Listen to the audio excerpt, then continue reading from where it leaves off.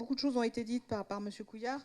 Je crois qu'on est tous abreuvés, alors les cliniciens sont tous abreuvés de cette situation d'augmentation de la demande et de situations qui sont parfois bien compliquées à recevoir. Et je crois que c'est le baromètre de l'UNAFAM qui avait montré que l'entrée dans les soins se fait majoritairement par les urgences et par les hospitalisations sous contrainte. Et ça, c'est un élément qui est évidemment néfaste pour les jeunes, pour l'entourage. C'est toujours un traumatisme, mais c'est aussi un élément qui met le système en tension, alors qu'il l'est déjà, avec vraiment des difficultés croissantes. L'intervention précoce, alors je vais rajouter la détection et l'intervention précoce. Ça ne va pas tout résoudre. Bien sûr qu'on a besoin d'urgence, bien sûr qu'on a besoin d'hospitalisation. En fait, on a besoin d'avoir un parcours de soins, un parcours d'accès et d'accompagnement vers les soins et dans les soins. C'est vraiment le sujet. La question, maintenant, voilà, moi, il y a des têtes que je reconnais. Alors, excusez-moi, je ne saurais pas citer tout le monde et je ne connais pas le prénom de tout le monde, mais je crois qu'on observe effectivement un élan et un intérêt croissant des gens de terrain. Et c'est avec vous qu'on va réussir à adapter au système français les recommandations qu'on nous propose à l'international. C'est un travail qui doit être mené maintenant urgemment, qui est en train d'être fait en fait dans certaines régions. Il y a déjà des choses qui se concrétisent. Et on est tous un peu... je ne vais pas dévoiler l'enquête auquel certains d'entre vous ont eu la gentillesse de répondre, mais en 2021, dans les freins que vous aviez soulevés sur comment je mets en place un programme d'intervention précoce, clairement, il y avait la formation et les financements. Voilà. Alors, le financement, ce n'est pas tout. Il faut aussi de l'organisation. On verra un petit peu comment les choses peuvent s'organiser dans les différents systèmes. Mais c'est pour ça qu'on est très heureux d'avoir dans cette journée effectivement nos tutelles qui vont pouvoir nous dire quelle peut être par rapport à la feuille de route, par rapport aux priorités, comment on peut s'y prendre pour que ce qui est une évidence de terrain puisse prendre forme et puisse se pérenniser, c'est toujours le mot qu'on utilise, parce que ça veut dire, mais en tout cas, puisse être suffisamment stable pour ne pas disparaître quelques années ou quelques mois après la création d'initiatives. C'est toujours très décourageant. Donc cette première session, j'espère, va nous donner un peu un état des lieux sur les ressources possibles. Hein. Les FIOP, notamment, ont été une source de financement. Il y a toute cette question de comment la santé mentale des jeunes va pouvoir être abordée à un niveau, comme le disait M. Couillard, systémique. Comment ça se décline dans les différentes régions. On a eu à plusieurs reprises des représentants de différentes régions et nous aurons le plaisir d'avoir M. Noriel, directeur du projet santé mentale de la RS Île-de-France. Et puis la représentante de la DGOS, de la sous-direction de l'offre de soins, ministère de la Santé. Du coup, je n'ai pas le nom sur votre. Voilà. Bon, et puis les autres sessions, on va refaire un petit peu de science quand même, parce qu'il y a ça aussi, il y a un certain nombre de choses qu'on doit sortir et dont on doit prendre appui sur des connaissances, des nouvelles connaissances. Et puis, donc ça sera la deuxième session. La troisième session, on va avoir un certain nombre d'articulations et de projets qui vont exemplifier des expériences, différentes expériences. Un point sur la communication. Nous, on se rend compte effectivement de l'importance de la communication, non seulement pour déstigmatiser, mais pour faciliter l'accès aux soins, mais pour faire de la sensibilisation et en fait aussi pour faire de la formation, puisqu'au fond, par le biais d'une communication travaillée, comme ça a été dit, avec la Maison Perchée, les usagers, ça permet d'avoir une communication qui est adaptée aux besoins et aux attentes, et ça c'est essentiel. Et puis, on a parlé des réseaux. Alors, il y a le réseau national, mais on va aussi avoir besoin de réseaux locaux. Donc, comment on peut les construire, comment les choses s'organisent. Et là, on va sortir du sanitaire pur. pour être sur comment on s'articule avec l'amont, parce que sinon on ne fera pas venir les jeunes dans les soins quand ils en ont besoin, bien sûr. On ne va pas chercher les jeunes quand ils n'en ont pas besoin. Voilà, et puis des choses pratiques. Juste un petit point, vous aurez dans la salle en haut un certain nombre de stands. C'est quelque chose qu'on a expérimenté à l'IEPA francophone, de pouvoir montrer des outils. Donc il va falloir faire attention de qu'il n'y ait pas trop d'embouteillage. Mais ce sera donc possible à l'heure du déjeuner. Et écoutez, je vais m'arrêter là pour lancer la première session que je vais modérer, qui est donc comment on peut structurer l'intervention précoce, avec en première oratrice Karine Guizard, qui va nous parler de l'âge de transition, problématique révélée à travers les projets FIOP. Et donc, Karine Guizard a l'immense honneur de suivre les FIOP au travers des actions de la NAP. Elle est là, la présentation ? Théoriquement, elle est là. On va tester ça. Là. C'est ça ? Ça passe pas du tout. On va essayer comme ça. Hop. Ça marche. Bravo.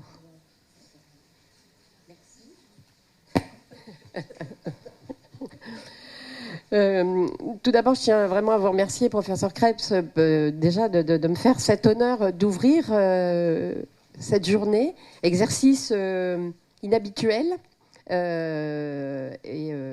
voilà, qui stresse un petit peu, mais bon, on devrait pouvoir y arriver. Donc je me présente, Karine Guizard. Moi, je suis responsable des projets de psychiatrie et de santé mentale au niveau de la NAP, que je vais vous présenter. Ça fait 2 ans que je suis arrivée à la NAP, après un parcours en ARS Auvergne-Rhône-Alpes en tant que référente régionale psychiatrie santé mentale, et un parcours hospitalier auparavant, sur un parcours un peu classique, d'infirmière directeur psy, cadre sup. Voilà, donc la psychiatrie, la santé mentale a fait partie de ma vie depuis maintenant quelques années. Donc, si vous le permettez, si ça veut bien marcher, si ça veut bien... D'accord. Moi, ça ne marche pas ici. Bon, tout d'abord, je vous présente la NAP. Qui sommes-nous ?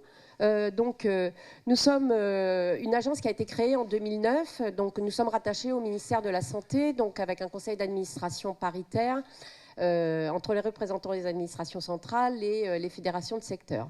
Donc, c'est une agence qui intervient donc, en termes d'expertise et de conseil public, sans rôle de régulation ni de contrôle. Donc, ce qui nous laisse quand même une certaine liberté en termes de pensée, de rencontres, et ce qui permet d'avoir des interactions avec les établissements sanitaires médico-sociaux qui sont plutôt intéressantes, puisque dans le cadre de notre mission, nous les accompagnons, nous les soutenons, nous les outillons pour améliorer leur performance dans le cadre de leur exercice. Donc, nous sommes organisés en 6 pôles d'expertise, donc avec différents volets, donc l'usage du numérique, la performance médico-sociale, l'investissement logistique, achat et développement durable, économie, ingénierie financière, usage de l'IA et des data, parcours et prise en charge sanitaire, c'est donc au sein de ce pôle que j'exerce, et puis un pôle RH. Nous sommes une petite agence, puisque nous sommes à peu près 100 professionnels à être à ce niveau. En revanche, nous avons un réseau de 500 experts externes, donc, qui sont divers professionnels, que ce soit administratifs, médicaux, et on a même des nouveaux métiers, donc des case managers qui intègrent aussi nos réseaux. Nous avons, au niveau de notre réseau psychiatrie santé mentale, nous avons à l'heure actuelle 28 28 experts qui sont en poste en établissement, ce qui est vraiment une ressource intéressante pour nous, puisque ça nous évite parfois d'être dans des envolées lyriques, et ces professionnels qui sont dans les établissements nous remettent en lien avec ce qui se passe sur le terrain. Donc nous avons 3 grandes modalités d'action, donc produire des contenus opérationnels, mettre en réseau et intervenir sur le terrain. Donc nous publions des documents, des outils qui se veulent synthétiques, opérationnels et techniques. Je ne reviens pas sur nos 500 experts, je viens de vous en parler. Et nous avons des communautés de pratique dans lesquelles nous pouvons travailler de façon un petit peu plus intense certaines problématiques qui peuvent concerner divers sujets. Et puis, nous intervenons sur le terrain de plus en plus pour poser un diagnostic autour d'une problématique donnée et proposer une feuille de route pour enclencher un plan d'action. Nous, quand nous intervenons sur le terrain, c'est en termes de préconisation.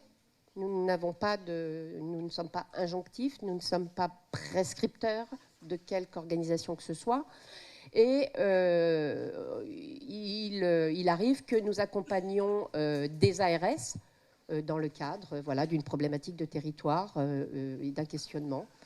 Mais également des établissements, donc à travers des appuis terrain individuels. Et on essaye de développer avec eux une réponse spécifique. Donc les principaux sujets sont en lien évidemment avec l'actualité en termes d'organisation territoriale, les soins non programmés sont vraiment une préoccupation nationale. Et puis dans le cadre de la transformation de l'offre, au niveau en lien évidemment avec les 2 réformes. Je vous cite 3 sujets. La résorption des séjours longs, pédopsychiatrie, l'âge de transition, ce qui fait que je suis devant vous aujourd'hui. Et puis, la préoccupation du soin sans consentement, des soins sans consentement, et puis toutes les problématiques d'isolement consension avec une perspective de moindre recours à la coercition. Alors j'ai été invitée aujourd'hui justement pour évoquer cet âge de transition. Tout au long de notre vie, nous avons des passages de transition. Le titre était « Âge de transition, problématique révélée à travers les projets FIOP ». Pour moi, ce n'est pas une problématique qui a été révélée au moment des FIOP. Ça a été une problématique qui a été accentuée. Et il y a eu une réelle prise de conscience, en tout cas à notre niveau à Naples, parce que nous avons été sollicités par la DGOS pour faire l'évaluation de ces projets. Donc je vous rappelle brièvement, fonds d'innovation organisationnelle en psychiatrie, depuis 2019, des financements sur 3 ans qui, à l'issue d'une évaluation, sont pérennisés ou pas. Et là, on s'est fait quand même une réflexion que la prise en charge des adolescents et des jeunes adultes était une préoccupation territoriale. En 2019, au niveau de la première campagne, on s'est donc sur 42 projets, donc on a vu. Mais que se passe-t-il ? Que se passe-t-il ? Je ne sais pas ce que j'ai touché, je n'ai rien fait. Bon, bref. Donc, les 42 projets, grande diversité, à la fois en termes de public visé, de modalités de prise en charge et de thématiques. On s'est rendu compte qu'il y avait 13 projets qui portaient sur la prise en charge des adolescents et jeunes adultes, soit près d'un tiers. Donc, plusieurs projets, diverses équipes mobiles, une notion de case management, visant à repérer, évaluer, orienter les adolescents et les jeunes adultes. La création, le renforcement d'équipes centrées sur la prise en charge du premier épisode psychotique, visant à prévenir cet épisode, soit à apporter des soins intensifs, post-PEP, dans une optique de rétablissement. Premier exercice, on a interpellé. Deuxième campagne de FIOP, en 2020, 76 projets, dont une vingtaine qui proposent des dispositifs d'aller vers ce type de public dans le cadre d'intervention précoce, d'intervention de crise, de prise en charge intensive et d'intervention auprès de publics un peu plus spécifiques, notamment les adolescents recrues. 2021, 17 projets sur 42. Je ne vais pas faire 2022, 2023. De toute façon, là, on se rend compte qu'on a ce filigrane. En tout cas, on note une augmentation de ces projets à destination des adolescents et des jeunes adultes. Évidemment, je me permets de préciser que les projets FIOP, à cela s'ajoute le renforcement des moyens mis à disposition dans le cadre des appels à projets psychiatrie de l'enfant et de l'adolescent. Tout ça pour vous dire comment transposer ces modèles. Nous, on a fait un constat au niveau de la NAP, c'est malgré leur intérêt, tous les projets présentés dans le cadre du FIOP répondent à des problématiques locales, ce qui rend difficile la construction de référentiels. Et on s'est posé une question. Comment promouvoir un modèle plus qu'un autre, puisqu'ils sont tous pertinents? Et en fait, le premier réflexe, on s'est dit, mais il faut structurer l'offre de soins. Donc, en matérialisant la gradation de l'offre de soins sur 3 niveaux. Avoir un centre ressources national, nous savons qu'il existe, des centres régionaux et surtout une réponse de proximité. Et à cela, notamment pour la réponse de proximité, il faut accompagner par un guide d'implémentation. Parce que, comme je vous l'ai dit précédemment, on ne peut pas reproduire et dupliquer un modèle puisque, en fonction des ressources d'un territoire et des acteurs qui interviennent au niveau de ce territoire, au niveau des équipements, il n'est pas possible de pouvoir modéliser quelque chose, un modèle très particulier. La notion de territoire est extrêmement importante au niveau de cette prise en charge de proximité si on veut répondre aux besoins de la population d'un territoire. Et dans le même temps, évidemment, il faut organiser le repérage. On ne peut pas rester... ce n'est pas l'histoire que de la psychiatrie. Là, on parle de santé mentale. On organise le repérage, le maintien, l'inclusion, en associant les acteurs, en lien avec les adolescents, les jeunes adultes. Et je ne les ai pas tous cités parce qu'ils sont extrêmement nombreux. Donc, je cite les principaux, l'éducation nationale, les universités, le travail, l'ASE, la PJJ, j'ai oublié un J, les MDA, etc., etc. Et puis, impliquer les professionnels de premier recours. Parce que les adolescents, ils voient plus souvent leur médecin qu'un psychiatre quand ils commencent à avoir des troubles. Généralement, quand ils voient un psychiatre, le mal a déjà été fait. Mais je n'en dirai pas plus, je ne suis pas clinicienne. Voilà, il faut penser territoire. J'insiste vraiment sur cette vision territoriale qui aujourd'hui est nécessaire, indispensable.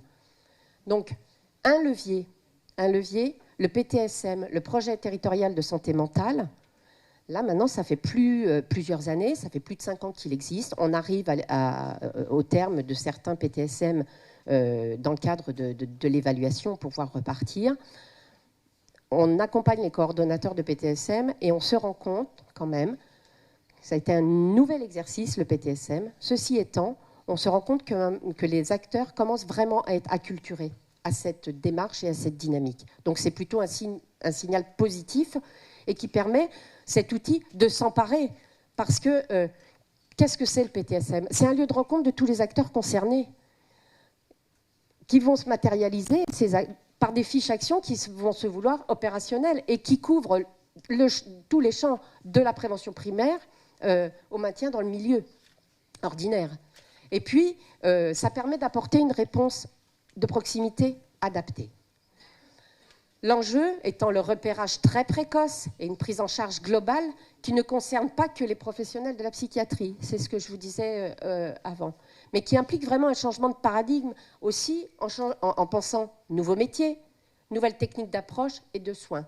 Donc, j'ai envie de vous dire, à vous de jouer, puisque nous, la NAP, on veut bien vous accompagner. Le tout aujourd'hui, c'est de matérialiser un petit peu ce qui se passe au niveau de cette prise en charge. Oui, le Premier ministre a signifié que la santé mentale des jeunes devenait importante. Il s'agit maintenant de transformer l'essai et que la psychiatrie est effectivement très concernée, mais que ça concerne, je dirais, ça relève peut-être de la responsabilité populationnelle, ce genre de choses, il me semble. N'est-ce pas, madame? Voilà. En tout cas, j'ai tâché de vous mettre en bouche sur cet exercice. J'en profite pour vous donner quand même rendez-vous sur dataanap.fr.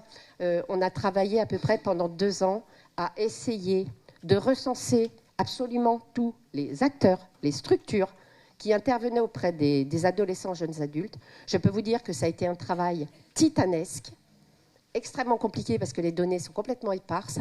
Donc, si vous voulez faire un diagnostic de territoire, rendez-vous sur Diagado au niveau de Dataanap.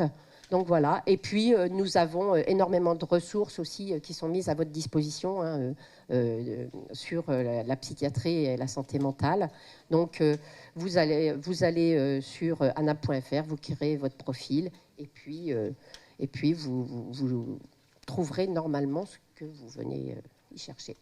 Voilà. Je vous remercie pour votre attention et je vous souhaite une bonne journée.